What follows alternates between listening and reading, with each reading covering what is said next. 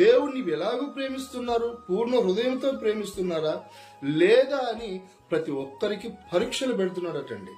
ద్వితీయోపదేశకాండం 13వ అధ్యాయం 3వ వచనంలో యెహోవా మిమ్మును పరీక్షించుచున్నాడు, ఆయనను పూర్ణ హృదయంతో మీరు ప్రేమిస్తున్నారో లేదో, దేవుణ్ణి ప్రేమిస్తున్నారో లేదని సాక్షాత్తు దేవుడే పరీక్షలు పెడుతున్నారట.